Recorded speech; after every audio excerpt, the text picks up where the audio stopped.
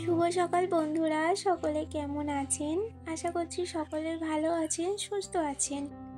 আপনাদের ভালোবাসা, ভগবানের আশীর্বাদে আমার পরিবারেরও সকলে ভালো আছে। একটা নতুন ভিডিও আপনাদের সকলকে অনেক অনেক স্বাগত, অনেক ভালোবাসা। এখন বাজছে ওই সকাল 8টার মতো। আজকে না অফ ক্যামেরায় সমস্ত কাজ সেরে নিয়েছি আমি, কারণ আজকে আমাকে বেরোতে হবে, তো সেই জন্য একটু তাড়াহুড়ো ছিল। আর জানেনই তো, ক্যামেরা ধরে কাজ করতে না একটু টাইম লেগে যায়, সেই জন্য। স্নানও কমপ্লিট হয়ে গিয়েছে, তারপরে একটু ব্রাশ করে নিলাম। আর এইদিকে চা বসিয়ে দিয়েছে, ওদিকে ভাতও বসিয়ে দিয়েছি। ভাতের মধ্যে দুটো আলুও দিয়ে দিলাম। তাড়াহুড়ো করে কি হয়, শুধু আলু দিয়ে একটু ডাল আরে হলে ভাত খেয়ে চলে যাওয়া হবে, তো সেই জন্য দুটো আলুও দিয়ে দিই সকালে রান্না হলে। আর এদিকে একটু ডালও বসিয়ে দিলাম। আর আজকে একটু পাঁচ তরকারি বানাবো। অনেক ধরনের সবজি রয়েছে জানেন তো, কাটার জন্য রান্নাই হয় না, তাড়াহুড়ো করে তো রান্না করতে হয়, বুঝতেই পারছেন। বেরোতে হবে টাইমের মধ্যে, আর যেতে তো অনেকটাই টাইম লেগে যায়। এদিকে সবজি কাটছি, এদিকে রান্না করছি। টকটা হয়ে গিয়েছে আর আমার সবজিটাও কাটা হয়ে গিয়েছে।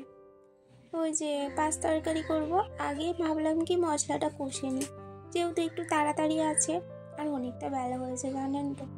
কী করে আজকে টাইম মতো পৌঁছাবো জানি না, আজকে তো দেরি হবেই। তো এখানে এই যে সবজিগুলো দিয়ে দিলাম, মশলাটাকে কষিয়ে নিয়েছি। মশলাতে দিয়েছিলাম পাঁচফোড়ন, শুকনো লঙ্কা, তেজপাতা, পেঁয়াজ, কাঁচা লঙ্কা, টমেটো, আদা বাটা, জিরে বাটা, রসুন বাটা দিয়ে তারপরে সব সবজিগুলোকে তুলে দিয়ে একটু নেড়ে চেড়ে ঢাকা দিয়ে দিলাম। দেরি হয়ে যাচ্ছে তো এইদিকে, সেই জন্য ডাল আর আলু সেদ্ধ দিয়ে ভাত খেতে বসে গেছি। মা তো বারে বারে বলেই যাচ্ছে, শুধু ভাত কি করে খাবে, শুধু ভাত কি করে খাবে।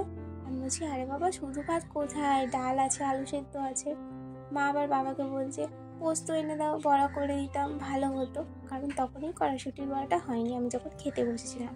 তো আজকে রান্না তো কী কী হয়েছিল আপনাদেরকে দেখিয়ে দিলাম।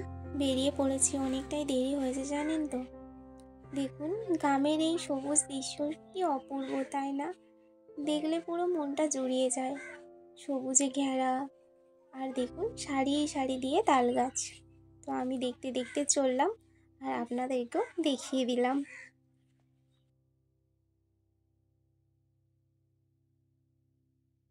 প্রায় 20 মিনিট দাঁড়ানোর পর তারপরে পেলাম বাস ধরে নিলাম। আর আজকে আমি একাই যাচ্ছি, আমার সাথে যে যায় ওর হাজব্যান্ড বাড়িতে এসেছে, তো ওর হাজব্যান্ডের বাইকে যাবে। আমাকেও বলছিল, আমি বললাম আমার তো একটু দেরি হবে, তুমি চলে যাও, আমি বাসেই চলে যাব। ক্লাসে এসেছি অনেকক্ষণ হলো, তো এখন এই যে আজকে এই শাড়িটা পরানো হচ্ছিল আর সবাই মিলে একটু ইয়ার্কি মারছিলাম। ও হচ্ছে গায়ে চাপা দিয়ে রেখেছে বলে, সেই জন্য ও সিভিল ড্রেস ব্লাউজ পরেছিল, তো সেই জন্য ও গায়ে চাপা দিয়ে রেখেছে। তো এই শাড়িটা হচ্ছে লেহেঙ্গা সিস্টেমই, কিন্তু দুটো শাড়ি দিয়ে নয়, একটা শাড়ি দিয়ে পরানো হয়েছিল। আর আগের দিন প্র্যাকটিস করেছিলাম লেহেঙ্গা দুটো শাড়ি দিয়ে। তো আজকের মতো ক্লাস এখানেই শেষ হয়ে গেল। এবারে আমরা বাড়ি চলে যাব সবাই, সেই জন্য একটুখানি পার্লারটা আপনাদেরকে দেখিয়ে দিলাম। বাড়ি এসেছি অনেকটা সময় হয়ে গেল, প্রায় 2 ঘন্টার মতো হয়ে গেছে বাড়ি এসেছি। তো নিচে ছিলাম, কটা কাস্টমার ছিল, ছাড়লাম এসে, তারপর চা খেলাম, একটু টিফিন করলাম। আর এখন এই যে ওপরে চলে এসেছি জামা কাপড়গুলো গোছাতে। আর আমাদের পুচকুটা কি করছে দেখুন, ও চিড়ে ভাজা নিয়েছে, চিড়ে ভাজাটা আবার প্যাকেট থেকে অন্য একটা প্যাকেটে ঢেলেছে, মানে ওই যে ক্যারিগুলো থাকে দেখতে পাচ্ছেন, ওতে ঢেলেছে, ওতে ঢেলে ঢেলে খাচ্ছে।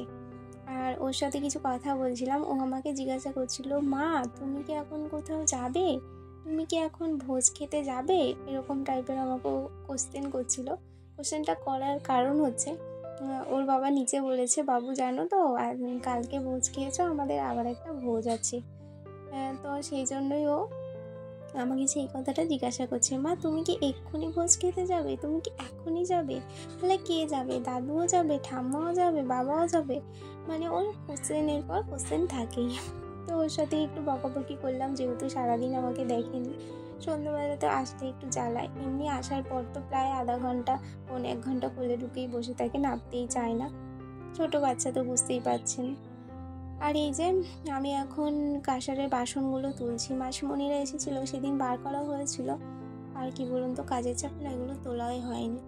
তো আজকে ভাবলাম না তুলেই দিই, নইলে পড়েই থাকবে। অনেকেই আমাকে জিজ্ঞাসা করে যে তুমি বাড়ির কাজ, বাইরের কাজ, পার্লার, সংসার, বাচ্চা কিভাবে সামলাও। আসলে কি বলুন তো, সবটাই হচ্ছে মনের জোর। মনের জোর থাকলে সব করা যায়।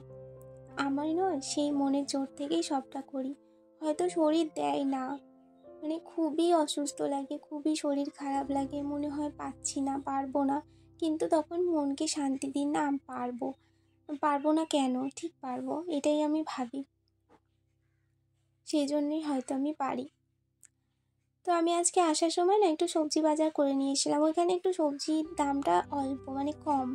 তো তার একটা এঁচড় নিয়েছিলাম, শসা, মূলো, ধনেপাতা, আর এই যে হচ্ছে কলাও নিয়েছিলাম 1 ডজন। কলা ছেলে খেতে ভালোবাসে, সেই জন্য আমি না এঁচড়টা এসে কেটেও রেখে দিলাম।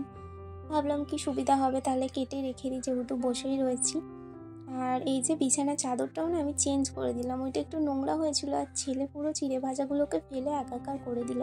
সেজন্য ভাবলাম ওটা তো নোংরা হয়েছে, কালকে সকালেই আমাকে তুলতে হবে, তার থেকে আমি আজকেই তুলে দিই।